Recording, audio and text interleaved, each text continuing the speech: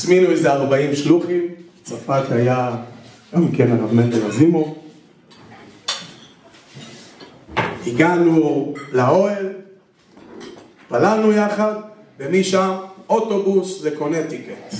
ידעו שאם יעשו את זה בקראון הייטס לא יהיו הרבה דיונים.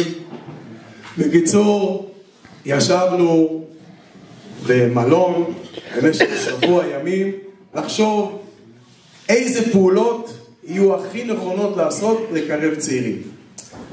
הביאו מנחה, לא חבדניק, מישהו מקצועי שעושה את זה עם החברות הכי גדולות בעולם, ובשפה הראשונה אותו מנחה אומר, כבוד הרבנים, אני לא מכיר אתכם, יש לנו שבוע לעשות דיונים, אז אני רוצה בדיון הראשון שכל אחד מהרבנים יציג את עצמו, שמו המלא, מאיפה הוא בא בעולם, ובמילה אחת, לא יותר, מה זה שליחות בשבילו, אבל מילה אחת.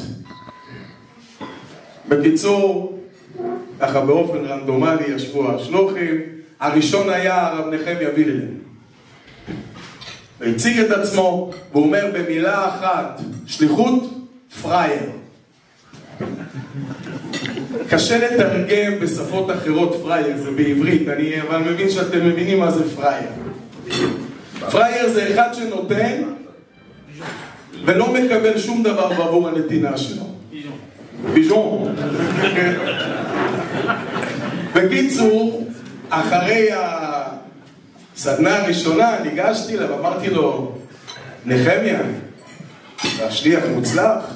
אבל מה אמרת? חכה, נגיע לזה, שנפספס.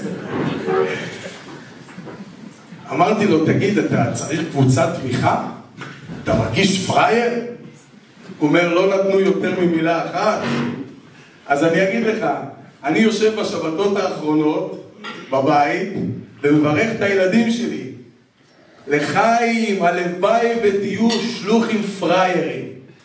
כי כשאתה נותן, אתה מצפה לקבל. אתה רוצה לראות התקדמות, אתה רוצה לראות הערכה, וכשזה לא קורה, זה מאוד קשה. אז בקיצור, חבר'ה, לחיים שנזכה להיות שלוחים פריירים.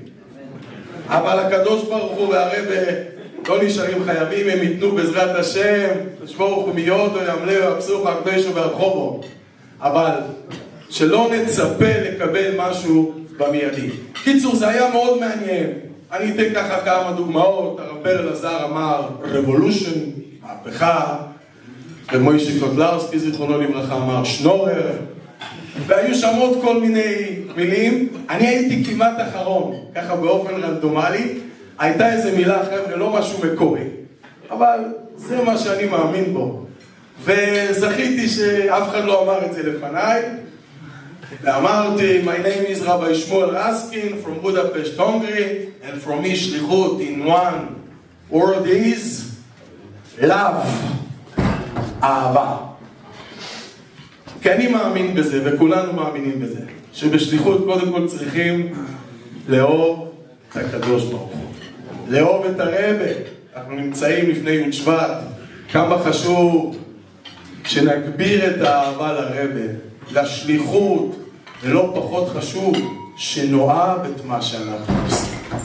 כי כשבן אדם אוהב את מה שהוא עושה, הוא עושה את זה כמו שצריך.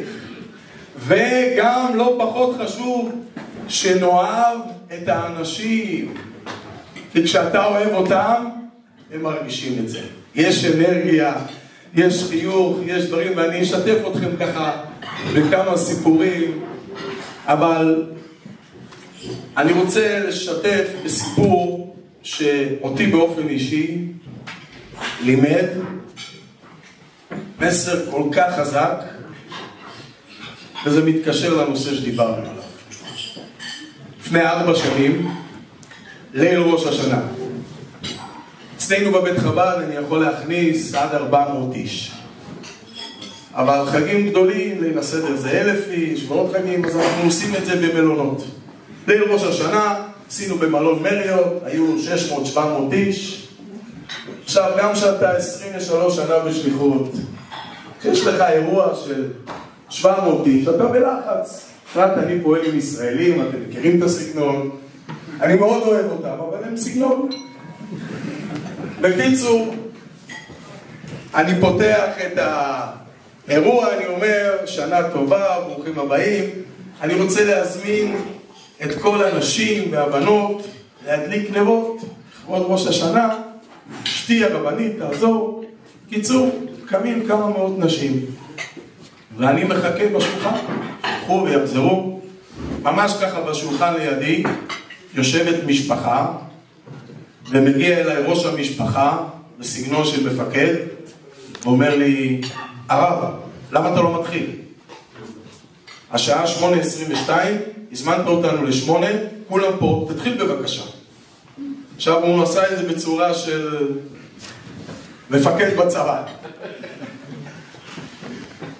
וכשאתה לחוץ, קצת מרוגש, אז כל דבר כזה עוד יותר. ורציתי להעמיד אותו במקום. יש כל מיני דרכים. אבל באותו שבוע נתתי שיעור שצריך לשלוט בתגובות. וגם אם מישהו הרגיז אותך, התעצבנת, תחשוב. לפחות 10 שניות לפני שאני עונה לו, אני חושב. ה10 שניות האלה הן מאוד מאוד ארוכות. כי אתה כבר בא לך להעמיד אותו במקום. אורח, מה אתה נותן לי פה הוראות? תגיד תודה. בקיצור, 10 שניות, ואז ניגשתי אליו, אמרתי לו, אולי תעזור לי? הוא אומר לי, מה אני אעזור לך? תתחיל בבקשה. אמרתי לו, תראה, יש פה הרבה נשים שהלכו להדליק נרות. תזרז אותם. תלך, אתה ואשתך, שישבו במקומות, נוכל להתחיל. שומע אותו ככה, מתלחש עם אשתו, ואז הוא אומר לי, הרב, תעזוב. כאילו מה? אומר לי, היום זה ראש השנה, הברכות חשובות, זה משפיע על כל השנה, תן להם את הזמן שלהם. אמרתי לו, תודה, גם אתה צודק. בקיצור, המשכנו, היה שמח, היה מיוחד, תודה רבה. למחרת היה יום גשום, והלכנו לתשליך. אנחנו עושים תשליך על נהר הדנובה. מי שהיה בבודפשט יודע, יש שם את הקשרים היפים, ומתחת הגשר המפורסם, גשר האריות, שם אנחנו מזמינים את הקהילה, ובדרך כלל אני עובר דרך המדרחוב שמגיע לאותו מקום, קוראים למדרחוב בת ציוצה. כל עם ישראל שם, מי שמגיע. קיצור, יצאתי עם שופר וגשם, אבל ישראלים גם בגשם מטיילים. וכל 2 דקות עוד קבוצה של ישראלים, יהודים, שמעתם שופר? לא, קיצור, תקענו בשופר. עשינו תשליך, ואז בדרך חזרה לבית חב"ד, זה היה ממש כמה דקות לפני השקיעה. את מי אני רואה? את אותו אדון מאתמול. ישר ככה קופץ לך מה הוא עכשיו רוצה. ניגשתי, חג שמח, ואז הוא אומר למשפחה שלו, אתם רואים? אמרתי לכם, זה שופר. אמרתי לו, בטח שזה שופר. שמעת? אומר האמת שלו. שמתי לו כיפה, ברך את הברכות, תקעתי בשופר, ופתאום אני רואה שהאדם הקשוח הזה מתחיל לבכות. אבל לא אימה. הוא, אשתו, החתן, הילדות, כל המשפחה ככה בוכים. לא הבנתי, לא רציתי יותר מדי ככה ברחוב. אמרתי לו, אתה יודע, הערב אנחנו עושים סעודה. לילה השני של ראש השנה, זה יותר משפחתי. יש רק איזה 150 איש. תבוא, הם באו. ואז באמצע סעודה, הוא אומר לי, הרב, אני יכול לעמוד להגיד כמה מילים? בבקשה. הוא אומר, שנה טובה, שמי אשר שחר, מכפר סבא, אלוף משנה בחיל הים, בדימוס. אומר, הבן שלי, עומרי, גם כן התגייס בצה"ל, הלך לחיל הים, התקדם, קיבל עיטורי הצטיינות, עד אותו בוקר. 6 בבוקר, דפיקות בדלת של הבית שלנו. לא רציתי לגור, אבל לא הפסיקו לדפוק. ירדתי למטה, אני רואה את קצין העיר, עם עוד שני אנשי צבא, הם אמרו לי מילה אחת, עומרי. הבנתי מיד. עומרי נהרג. הוא היה בשבת חופשה בבית, נסע חזרה לבסיס, ובדרך נהרג. הוא אומר, מאז חרב עלינו עולמנו. כבר 5.5 שנים שאנחנו לא מסוגלים לעשות קידוש בבית. שום סעודת חג, כלום. כל שנה אנחנו בורחים למקום אחר בעולם. השנה אשתי והבנות החליטו בודפשט. עכשיו לכם אני אומר, תארו לכם הייתי נותן לו איזה תגובה, שאולי גם היה מגיע לו. כמה אנחנו צריכים להיזהר, אתה לא יודע מה בן אדם אומר. אומר, הגעתי, והסעודה הייתה כל כך מרוממת, כל כך מיוחדת, אבל למחרת הכל צף לי, כל הזיכרונות, כל הכאב. אומר, לא רציתי לצאת מהמיטה. וממש ככה, לקראת סוף היום, אשתי אומרת לי, הגעת לפה עם הילדים איתנו, בוא תצא, צי אותי בכוח.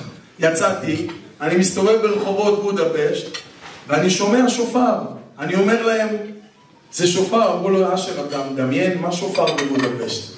אני אומר לכם, אני בצבא, אני יודע איך לנווט, תבואו אחריי. לקחתי אותם בין הסמטאות, הגעתי. ואין לך מושג מה השופר הזה עשה, איך הוא חדר לנו ללב, איך הוא רומם אותנו. בקיצור, נתתי לו כמה כוסיות ערק, ואמרתי לו, אשר, תשמע, אתה חייב להמשיך לעשות שבתות וחגים בבית, בשביל הנשמה של הילד שלך. הוא אומר, אני לא מסוגל, כבוד הרב. אמרתי לו, אם אני בא אליך הביתה לכפר סבא, אתה פותח את החגיגות, הוא אומר לי, הרב, אם אתה מגיע, יש לי במרפסת מנגל, גז שהבן קנה הוא סגור. אני פותח אותו, אתה תגיד לי מאיפה לקנות בשר, אני עושה חגיגת על האש, אני מזמין אנשים. אמרתי לו, תזכור אשר, שתינו לחיים. אחרי תשרי התקשרתי אליו, אני נסעתי ליורצייט של אמא שלי, אמרתי לו, אשר, ביום ראשון אני אצלך. אומר לי, הרב, הייתי בטוח ששכחת. אמרתי לו, לא, אתה רואה? אז תתכונן. ובדיוק אח שלי, מוישי, שהוא היום שליח באוגנדה, היה בארץ, הוא מנגן על קלידים. אמרתי לו, מוישי, בוא איתי. ואשר הזמין אליו הביתה עוד 10 משפחות שכולות. והוא אירח את כולם, ושר, ושמח, והוא אשתו, ואי אפשר לתאר את מה שהיה שם. ומאז זה מסורת. הם באים אליי, הרבה פעמים בחגים, וברוך השם אנחנו היום ממש חלק מהמשפחה, נולדו לו עוד נכדים, ואני נוסע, ואני כל הזמן אומר, לשלוחים שאני מתוועד איתם, תראו מה זה תגובה אחת, מה יכולה לעשות. ולפעמים אנחנו צודקים, אבל אתה לא יודע מה הבן אדם עובר. ומאז ברוך השם, הוא ממשיך ושמח וחוגג. אז חבר'ה לחיים, אני רוצה לספר לכם ש... כן, לחיים, תן קצת לחיים. לחיים.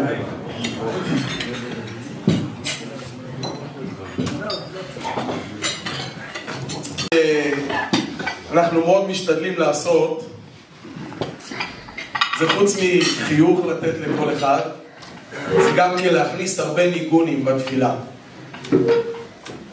חוץ משיבון לביס המקדוש, אז אנחנו שרים השם מלך, השם מולך, השם ימלוך לעולם ועד, ועוד כמה וכמה ניגונים.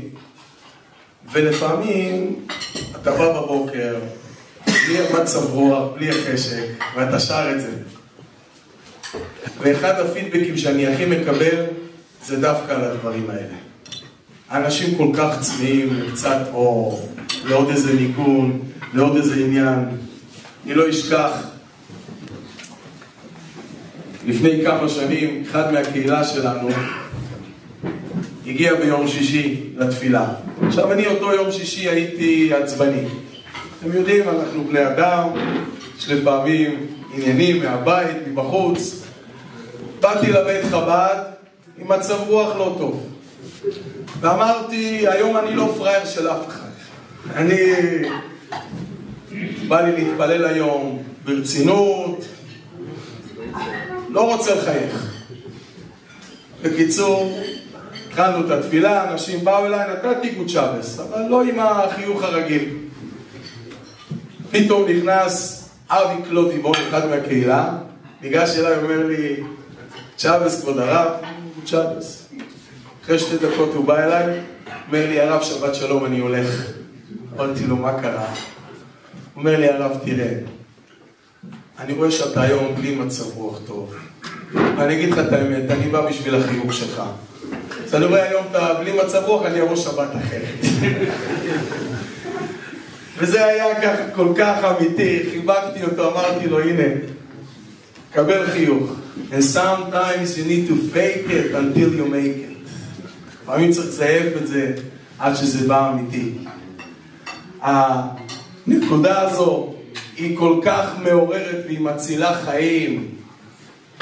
אני קיבלתי אימייל לפני כמה שנים, כותב לי בן אדם, שמי כך וכך, אתה לא מכיר אותי, אבל הצלתם את חיי. מספר בן אדם שהוא ברוך השם עם אישה וילדים, ובשנים האחרונות יש לו איזושהי מחלה שהוא מאוד סובל ממנה. מחלה פיזית שמשפיעה לו גם על הנפש, והוא אומר, הגעתי למצב שאפילו משככי כאבים לא עוזרים, כלום.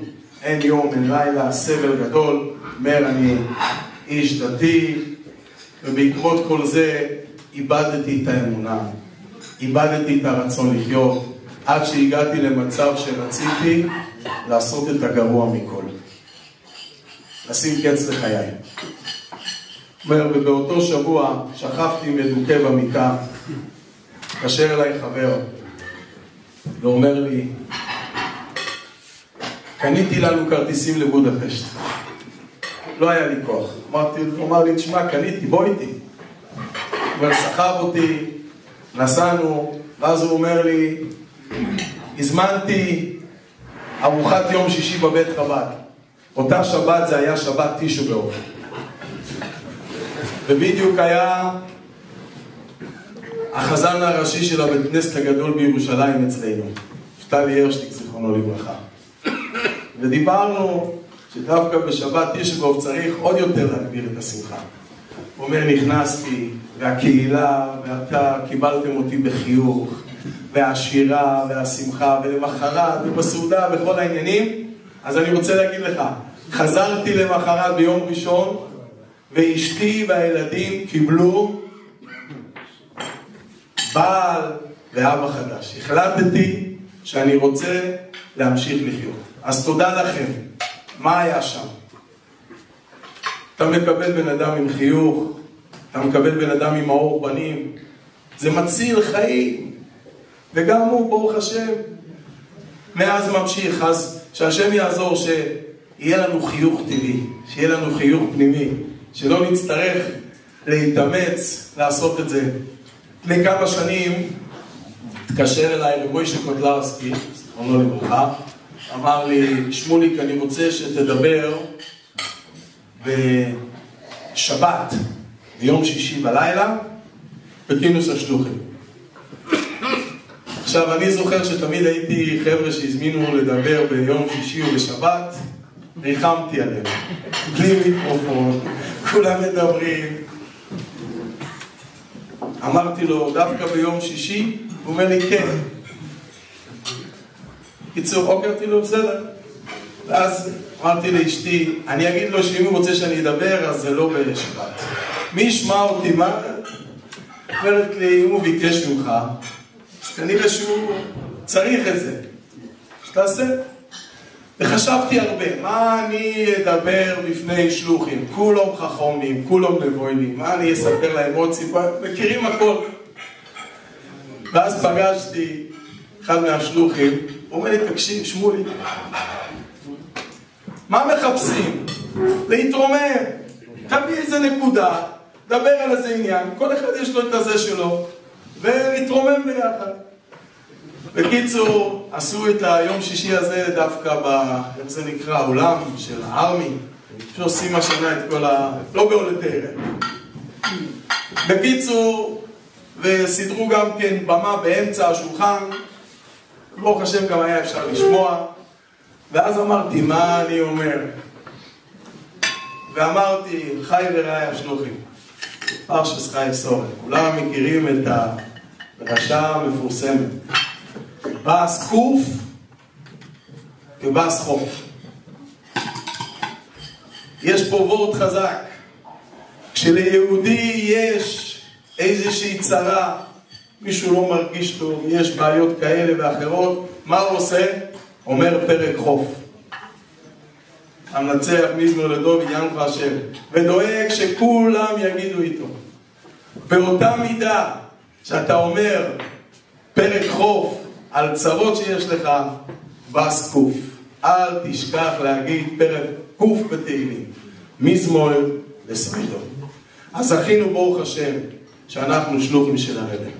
ועל זה אנחנו צריכים להגיד בלי סוף תודה. אני בכל יום שישי עומד בציבור ואומר לציבור, תקשיבו, אל תחשבו, בשליחות לא הכל נוצץ. יש אתגרים, יש התמודדויות, אבל שמתבוננים בזכות הגדולה שאנחנו שלוחים של הרבי להפיץ אור ולקרב יהודי, זה זכות מאוד מיוחדת. אומרים שבמוצאי שבת צריך לספר סיפור מהבעל שם טוב, לקשר את זה גם כן לעניין השליחות.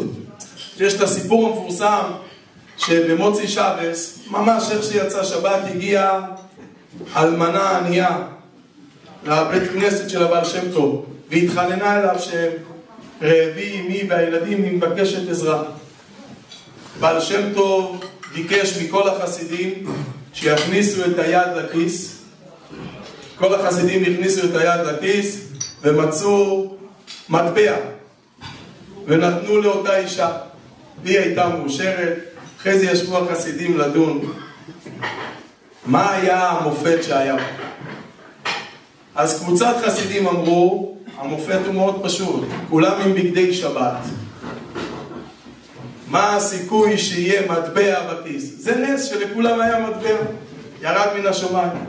קבוצה השנייה אמרו לא, המופת שהיה פה זה שכולם הקשיבו לבעל שם טוב והכניסו את היד, כי מה ההיגיון שיהיה לי מטבע בכיס, ובכל זאת עשו את זה. והקבוצה השלישית אמרה, המופת הוא שהבעל שם טוב היה יכול לעשות את המופת הזה בעצמו. פשוט להגיד לאלוקים, תוריד כמה מאות מטבעות ולתת לה. אבל בעל שם טוב בחר בנו להיות השותפים לעניין הזה. זה הנס הגדול. אז אשרינו שזכינו שהרבי המשלח בחר בנו להיות השותפים שלו. הוא יכול היה לעשות את הדברים בצורות אחרות. אם אנחנו זכינו להיות שותפים להפצת האור, להביא את תורת חב"ד ואת כל העניינים, אז אשרינו. אוי יאו אשרינו, אהו אשרינו,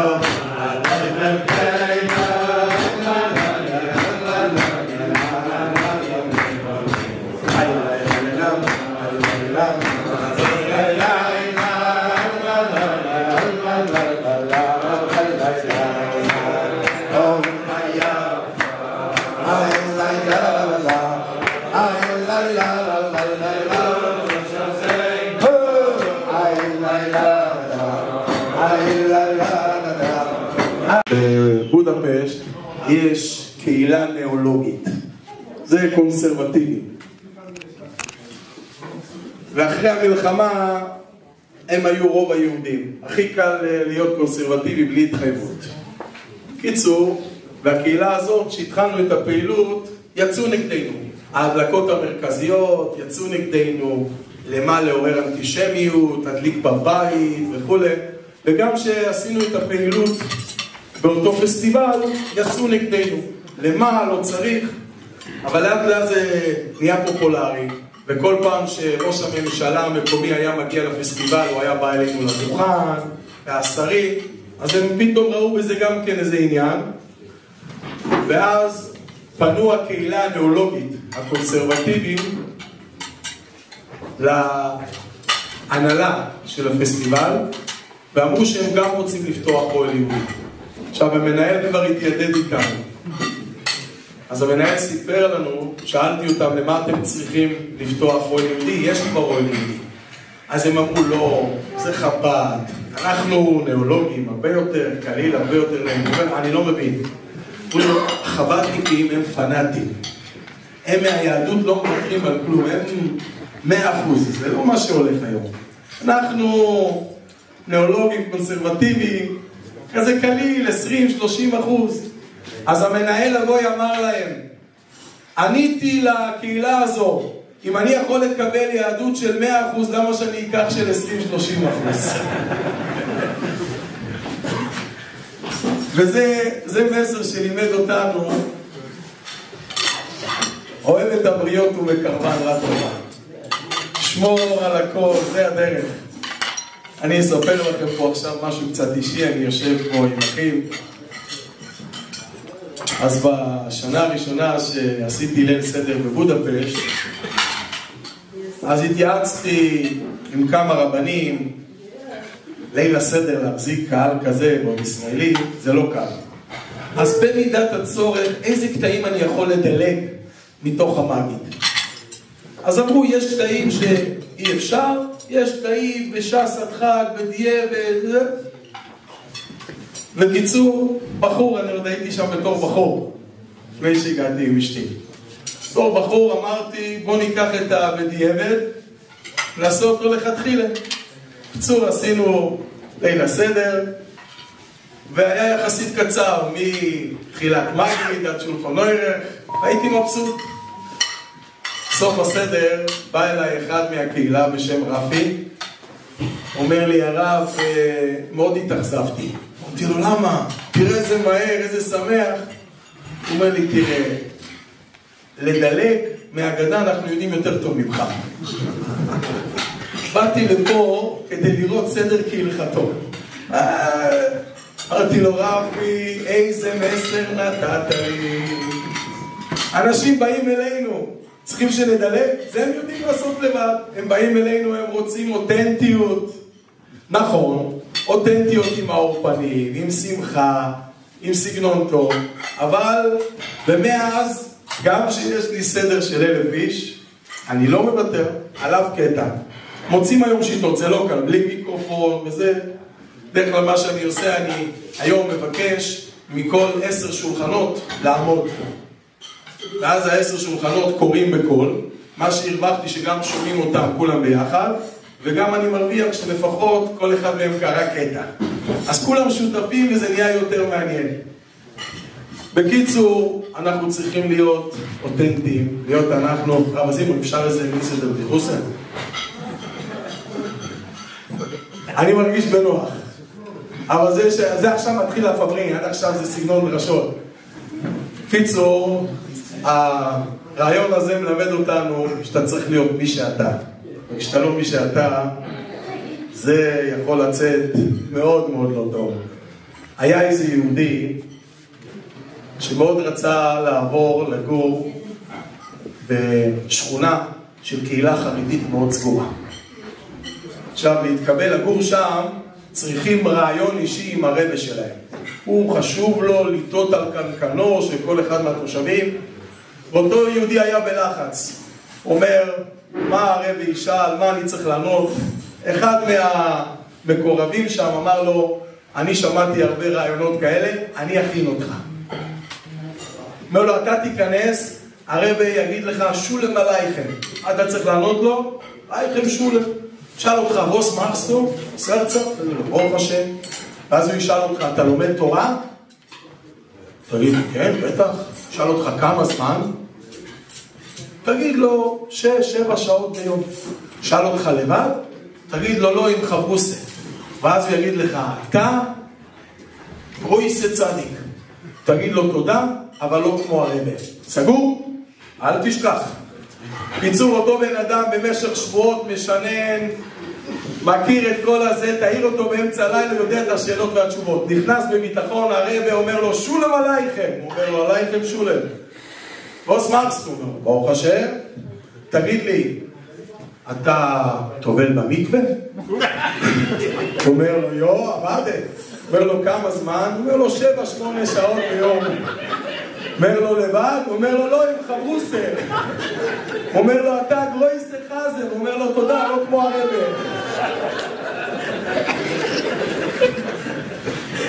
חבר'ה, אנחנו צריכים להיות מי שאנחנו, וכשנהיה מי שאנחנו, נביא את התורה אליהם, ושהשם יעזור, שנזכה באמת להיות מקושרים, ולהביא את העניינים כמו שצריך לחיים לחיים.